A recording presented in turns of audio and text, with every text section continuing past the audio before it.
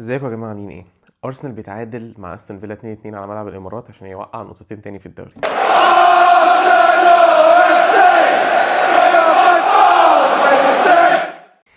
الله يعرف ده مدرب على دول لعيبه، على ده مدرب تاني، على ده دماغ مدرب، على عند، على غباء، على فشل، على اخطاء بتتكرر كل ماتش، على قرف في قرف في قرف في قرف. بجد نفسي الموسم خلاص يخلص. نفسي خلاص، زهقت، نفسي الموسم بجد يخلص خلاص ونبدأ بقى الموسم الجديد على نظافة. لأن بصراحة الواحد تعب من اللي بيشوفه كل مرة. الواحد بجد تعب من يعني حرقة الدم وضغط الأعصاب ونفس الأخطاء ونفس العند. إن أنت تصمم على نفس اللعيبة في نفس المراكز، في نفس المراكز الغلط اللي هم مش مراكزهم كل ماتش. عشان تثبت ايه؟ انت بتحاول تثبت ايه كل مره؟ يعني كل مره نقعد نقول بارتي مش رايت باك، بارتي مش رايت باك، واصابه واحده، اصابه واحده بتخلي لك يعني المنظومه كلها تقع. زي ما قلت كذا مره، زي ما كل مره بقول، انا حاسس ان انا خلاص كل ماتش بطلع اصيح واقول نفس الكلام. يعني ممكن بقى خلاص نستخدم كلامي من الماتشات اللي فاتوا ونحطه بقى على كل ماتش. ما انا كل ماتش بقعد اقول صفقات وحشه، كل ماتش بقعد اقول مفيش سكواد ديبث، لما لعيب بيتصاب الفرقه كلها بتنهار. كل ماتش بطلع اقعد اقول مدرب عنيد بيصمم على نفس الحاجات كل ماتش اللي ما بتنفعش بيفضل يصمم عليها وبيركب دماغه كل مره. يا عم خلاص صليبه اتصاب، ما تلعب يا عم بكيفيور، ولا تلعب باي حد ورا تاني. ما قلنا بارتي ده مكانه نص ملعب، ما بيعرفش يلعب باك يمين دي، ما بيعرفش يلعب الباك يمين دي. والجون جاي من ناحيه اليمين بتاع واتكنز، جاي من ناحيه اليمين، هو مغطي غلط عشان هو مش باك، هو لعيب خط وسط، هو لعيب خط وسط. وبعدين يعني انا عايز افهم دلوقتي يعني يعني اذا كان الناس كلها شايفه كده وشايفه ان هو ده مش عارف يلعب رايت باك، انت ازاي كمدرب مش شايف كده؟ انت ازاي كمدرب مش شايفها لو الناس كلها شايفاها؟ ليه لا؟ يعني ما ينفعش يوناي امري يجي كل موسم يعمل عليك نفس الجيم في الملعب ده، في ملعبك. ما ينفعش كل موسم يجي تكتيكيا يتفوق عليك ويعمل ويستغل نفس الاخطاء اللي انت بتعملها كل مره. وانت بقالك دلوقتي هو مش عارف كام موسم مش عارف تكسبه، مش عارف ان انت تتفوق عليه تكتيكيا. ده المدرب اللي هو التعبان اللي هو جالنا احنا ومشيناه يعني. انا ستيل مقتنع ان هو مدرب متواضع على فكره، امري مش مدرب كويس. بس ما ينفعش كل موسم انت خلاص مش عارف تكتيكيا بيركبك. والمره دي اهو انت خلاص تفوق، يعني كسبانه 2-0. خلاص يعني انت كسبان، معاك 2 جول ادفانتج وكسبان ومستريح على ملعبك. المفروض بقى تعمل تغييرات، تحاول بقى تمسك الماتش، تستحوذ على الكوره، تعمل تغييرات تركبك انت الماتش. فين الكلام ده؟ ما عملتش اي تغيير ليه؟ مستني ما يخش فيه الجونين. وكانت باينه قوي ان هم بعد ما جابوا الجون الاولاني ان هم هيجيبوا التعادل. ميرينو، ميرينو في الجون الاول، ايه ده؟ ايه ده؟ ايه التغطيه دي؟ هو ده اللعيب اللي انت جايبه؟ هافرتس ما حدش يقول لي جاب جون، ماليش دعوه بالجون اللي جابه، ماليش دعوه بام الجون اللي جابه، ما بيعرفش يجري بالكوره. ما بيعرفش يجري بالكوره يا جماعه. المهاجم بتاع ارسنال ما بيعرفش يجري بالكوره. حاجه بصراحه يعني الواحد مخنوق. والنهارده بتتفرج على ليفربول يعني حرق الدم اللي هم ايه لحد الدقيقه 90 او خلاص وكسبوا ما وقعوش نقط. خلاص اعمل شغلك انت بقى، طيب اكسب، اكسب انت خلاص. هم ما وقعوش نقط اهو، وعرفوا يكسبوا في اخر دقيقه، وعرفوا يكسبوا في اخر دقيقه، جابوا جونين او في اخر دقيقه جابوا جونين. انت فين شغلك انت بقى اللي انت بتعمله في الملعب؟ ما تركز يا عم على نفسك انت، ما تركز. انما طول ما انت راكب دماغك وطول ما انت عنيد عمرك ما هتتقدم في حته. خلاص انا بجد نفسي ان الموسم ده خلاص ينتهي. خرجنا من الاف اي كاب وخرجنا من الكاراباو كاب وخسرنا الدوري وهنخسر الشامبيونز ليج وهنطلع من المول بلا حمص زي كل مره، زي كل مره. انت النهارده 16 ولا 17 يناير، فين انت فين لعيب قربت تجيبه؟ السيتي جابوا 3 لعيبه، اللي هم السيتي جابوا 3 لعيبه منهم مرموش اللي انت كان المفروض اصلا انت تكون انت اللي جايبه وانت اول واحد عايزه ومحتاجه. هم مش محتاجينه، انت محتاجه اكتر منهم. هم راحوا خلصوا فيه، انت فين؟ ولا لعيب متاح في يناير عشان تعرف تجيبه؟ انت عايز تقنعني بكده؟ ولا لعيب يعني في العالم كله، في العالم كله مفيش ولا لعيب ينفع يجي ارسنال؟ ما عندك الانديه بتخلص في لعيب، ما عندك سيتي بيخلصوا اهو في 3 4 لعيبه في يناير. انت ليه ما ينفعش تجيب حد؟ انا مش فاهم يعني. ما تروح يا عم هات جيوكيرز ولا هات سيسكو، ولا ليه لازم تستنى للصيف؟ تستنى في الصيف عشان سعرهم يضرب في السماء وان انديه تانية تاخدهم؟ ما احنا شفنا القصه دي 100 مره. ما انت من سنتين رحت جبت تروسرت في الشتاء، ما تجيب حاجه كده تاني، ما تجيب انت حاجه تاني. يعني خلاص قلنا الاصابات وقلنا اللي مش عارف ايه وقلنا الكلام ده كله، انما انت ما بتعملش اللي عليك. انت ما بتعملش اللي عليك، بتكرر نفس الاخطاء كل ماتش، بتكرر نفس الاخطاء كل ماتش، ورحت جبت لعيبه وقعت الفرقه كلها، وقعت كل اللي انت قاعد بتبنيه، دمرت لنا الفرقه يا اخي، دمرت لنا الفرقه بهافرتس وبميرينو وبكالافيوري اللي احنا خلاص ما بنشوفوش ده، دمرت. ورايح تتعاقد مع لعيبه محور الارتكاز في الصيف، ويا ابني ما تدعم الفرقه بالاماكن اللي الفرقه محتاجاها. فين الجناح؟ فين الهجوم؟ فين المراكز دي؟ يعني اوديجارد، يعني بجد انا مش عايز اشوف اوديجارد ده تاني، خلاص اوديجارد ده مش ممكن. يعني هو ازاي ده بلاي ميكر؟ ايه اللي حصل له؟ انا مش فاهم ايه اللي حصل لمارتن اوديجارد يا جماعه، بجد ايه اللي حصل؟ ما بقاش يعرف يرفع كوره، كل سيت بيس او كل كوره ثابته او كل اي حاجه اوديجارد ما بقاش. يعني شفت الكوره الثابته اللي في الاخر، ما بقاش يعرف يرفع كور ثابته. البلاي ميكر بتاعنا، كابتن الفرقه، صانع الالعاب رقم 10 ما بقاش يعرف يرفع الكوره، ولا بقى بيعرف يباصي، وحركته بقت غريبه بطيئه، ولا بيعرف يراوغ لعيبه واحد على واحد. فين اوديجارد؟ فقط كل ما كان بيتميز بيه. يعني انا شايف ان اوديجارد خلاص، احنا محتاجين دلوقتي، احنا دلوقتي في ازمه تانية، ان احنا محتاجين نلاقي بديل لاوديجارد في رايي الصراحه.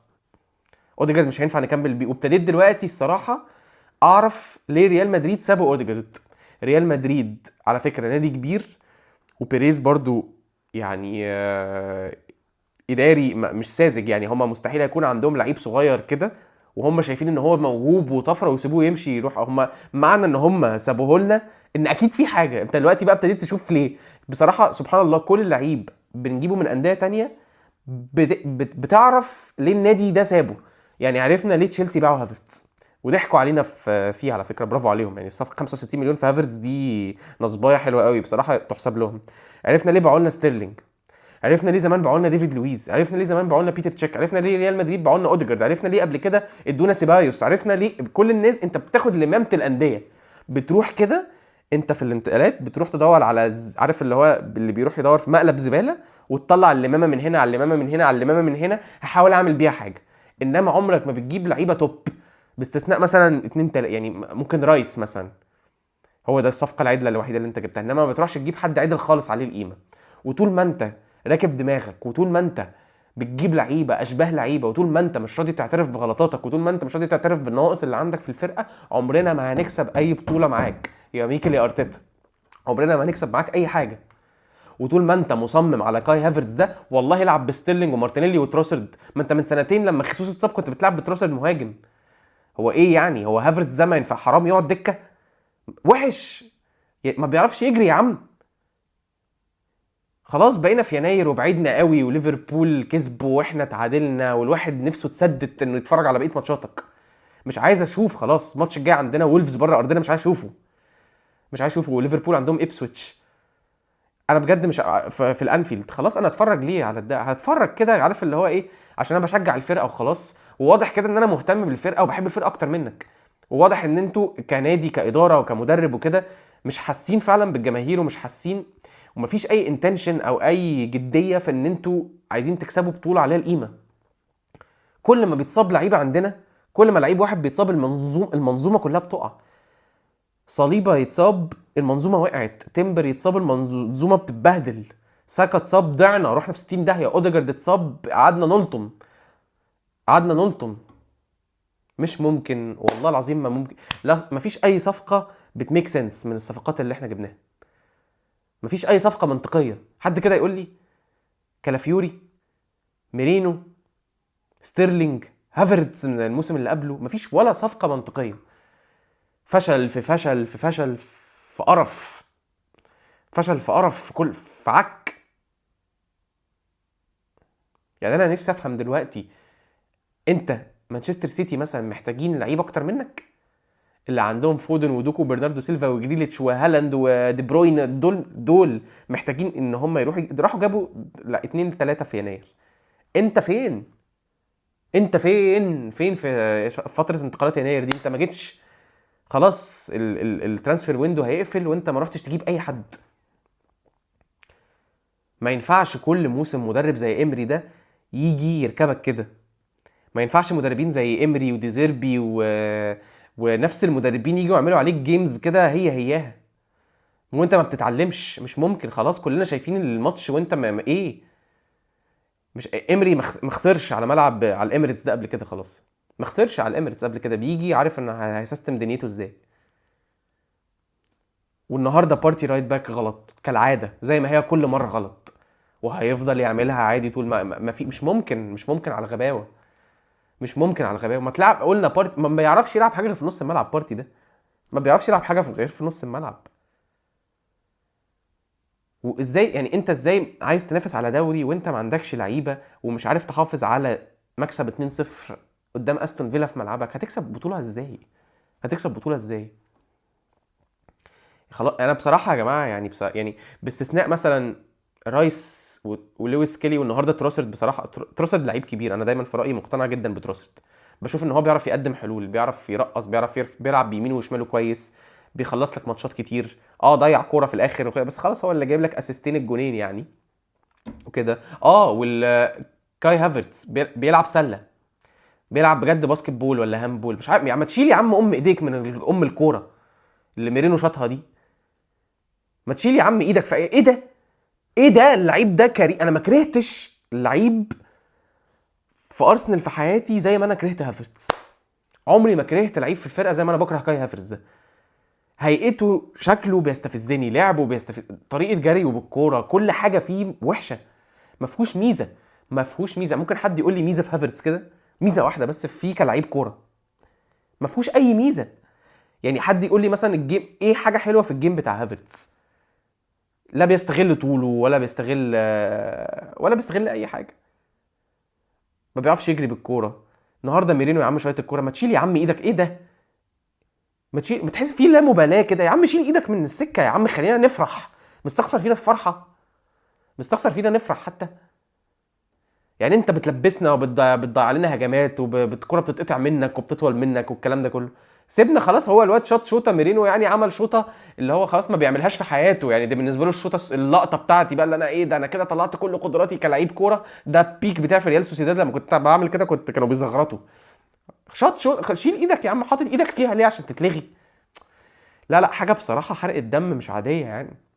حرق الدم بصراحه مش عاديه. والواحد يعني خلاص انا مش عارف بقى اروح من هنا فين. يعني انا حاسس ان انا بصراحه بعد كل ماتش عندي نفس التعليقات. طب ما خلاص انا مستني ايه يتغير فعلا؟ طالما هم ما بيغيروش اي حاجه، وطالما هم مش بيدعموا الفرقه بمراكز ومفيش اي حاجه جديده بتحصل، انا مستني ايه برضو كان يتغير؟ يعني انا برضو مستغرب. احنا مستنيين ايه يا جماعه؟ مستنيين ايه؟